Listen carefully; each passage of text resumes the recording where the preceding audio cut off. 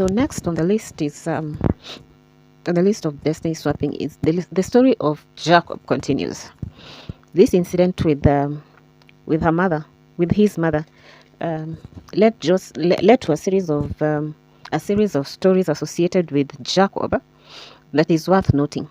So when after what happened with Esau, Rebecca told Jacob, it's better that you ran because Esau right now is very angry with you, and for the protection of your life, and because also very soon your dad is going to die, and he'll not be able to protect you. Also, go to my relatives, to my brother who is called Laban. He will protect you over there if you told him that you're my son. So Jacob went on this journey, and upon reaching there, he met Rachel. He had some qualities that he was looking for. He was looking for somebody who would show kindness to him and to his animals. And this is how he would know that this is the kind of a spirit that I would like to be associated with. And that spirit was Rachel. So Rachel met Jacob at the well, watered his camels, gave him and his camel both food, water, and a place to sleep when he introduced them to his family, whereupon Laban gave him a place to sleep, which was good, and which was what Jacob saw in Rachel, and knew that this is the kind of person that I wanted to be joined to in future. This is the kind of person that I would like to marry, because it's written that he gave Rachel some gifts before he went to meet his dad. So when Laban saw that Jacob had loved Rachel, Rachel, by the way, was the second born of the girls that Laban had. So when Laban saw this, he decided to take advantage. He decided to engage with what is essentially a swapping of destinies. First, he laid preconditions that Jacob had to adhere to, and one of them was, for you to get Rachel, you will have to work with me for 7 years. So Jacob did not see any problem with working for 7 years for somebody that he considered worthwhile. But unfortunately, Laban had other ideas, and he discovered this at the end of the 7 years. So when it came to the end of the 7th year, Jacob went to Laban and told him, now I've worked for my 7 years. And remember, this was a relative who was already living with him. So he did not have to work for 7 years to get a spouse for him. But because he was working for a mischievous person, and this mischievous person saw the kind of blessing that Jacob carried, he decided to bind him in a contract that was mischievous. So when Jacob went to Laban at the end of 7 years, Laban said, okay, you've done your part, so it's my time to do my part. This was not to be. So Jacob prepared a wedding for Laban prepared the wedding. Jacob had assumed that he was getting Rachel, but because of the culture of veiling that was happening at that point of time in history, Jacob decided to be mischievous and swapped Leah for Rachel. By doing this, Jacob swapped the destinies of two people. Not only the destiny of Rachel, who was supposed to be the girl that was to marry Jacob at the end of 7 years, but he also swapped the destiny of Jacob by connecting him to somebody that he had not found her spirit to be attractive to him. So he swapped the destiny of Jacob by giving Jacob to somebody, causing him to be joined to somebody that he was not supposed to be joined with. And this is the essence of destiny swapping, especially for those people who join themselves to people who are not worthy, to people who are there to be mischievous in their lives and redirect their destinies to other places that you are not supposed to be going. So when Jacob went to Laban the next day after discovering what had happened, this is what Laban had the audacity to do. He told Jacob, Leah was my firstborn, so how will you expect that I will give you Leah before I will give you Rachel before giving my firstborn away? That's why I swapped them. So if you want Rachel, you'll also have to work for Rachel for 7 years. Remember, if I believe this was, I believe if Jacob had been told to work for Leah for 7 years, he would have said, no, I do not want to work for Leah because I've chosen Rachel. And why don't you look for a husband for Leah if you want to marry him? Because you knew 7 years ago that it's Leah that I wanted. It's Rachel that I wanted. But you connived. Instead of looking for a husband for Leah in those 7 years, you decided to bind me in a slavery kind of contract. You enslaved me for 7 years. You in this era it will be called indentured. I think it's slavery because he wasn't earning anything, and Jacob decided to milk him for everything that he could get out of him. In fact, it was out of jealousy that still Laban decided to let go of Jacob, because he could not understand how he was prospering despite all the disputes that he brought, all the accusations that he brought against him, everything that was happening around the home to make his stay uncomfortable, that in the end Laban actually had to leave in order to have some peace of mind. So Jacob worked for an extra 7 years. In total, he worked for 14 years for one person, for Rachel, which means the effort that he was supposed to put in for one person was doubled. And on top of the doubling of the effort, Laban gave him something extra that he had not bargained for, which is Leah. And we can see that this brought a lot of tension even in their house. These are the same brothers that came and attacked one of the sons of Rachel a few years later and bound him in Egyptian slavery, Joseph.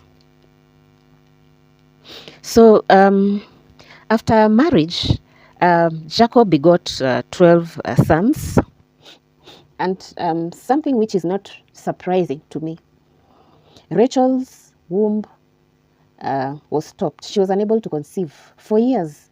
She had to give her maiden to reproduce with Jacob because she was unable. Her infertility was clogged, and I wouldn't be surprised. This is something that happens in circumstances or scenarios where destiny swapping has been done, and it's one of the symptoms that you can be able to notice when somebody has swapped your destiny with you. First of all, you notice that nothing that you're doing comes to fruition. You are unable to start your ventures. You're unable to even physical reproduction sometimes becomes very hard. First of all, remember, her marriage was postponed, which is something, it's one of the signs. Her marriage was postponed so that her divine masculine was given to some other person. Maybe her dad wanted her to get tired and go and look for somebody else.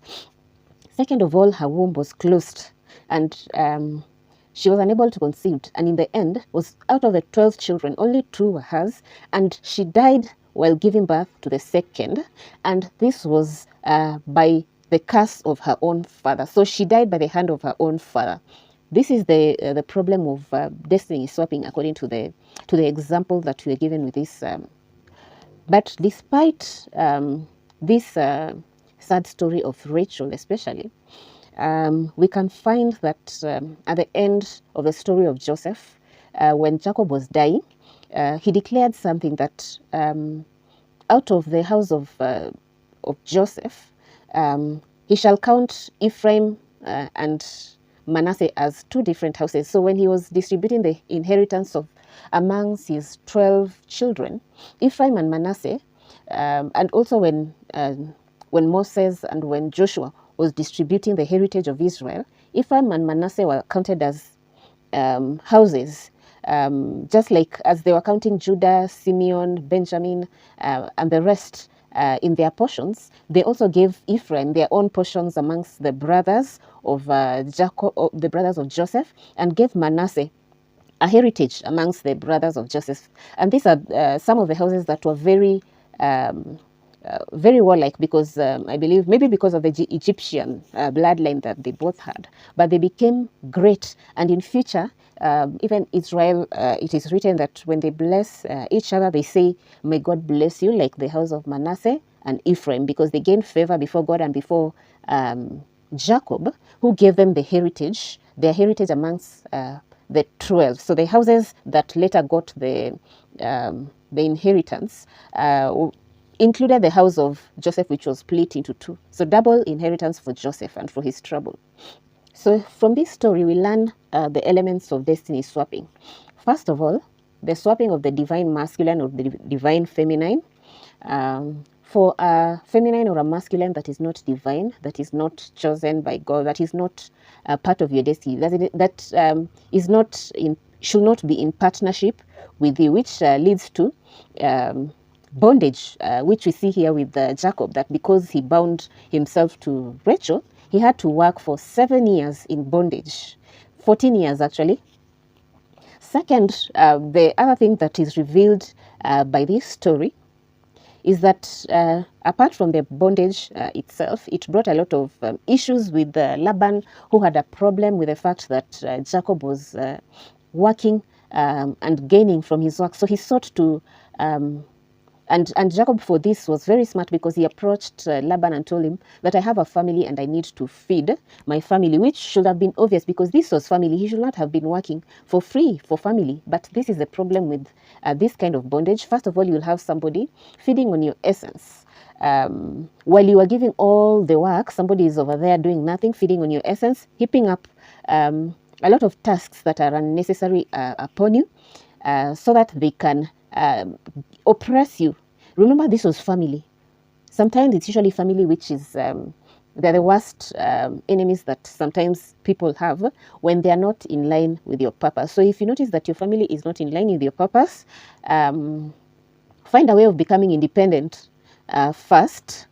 So the second sign of bondage and destiny swapping is infertility. And infertility is not just infertility of the womb, but also infertility in terms of projects that you're starting and not taking off. You're telling somebody, whenever, do you have any friend, and this can happen with friends also, if you have a friend whom you can't tell anything, because when you tell them something, your projects fall apart. They're unable to prosper. You're unable to do anything that you share. That's why people say, don't share some of these things, because some people are they're black holes.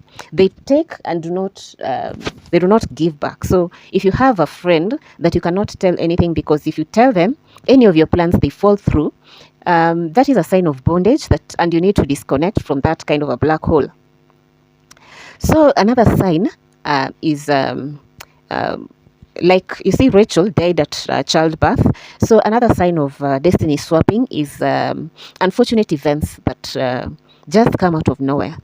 Rachel was younger than Leah. She should have lived a very long life, but because of the curse of her own father, she was unable to live beyond to enjoy the fullness of her years.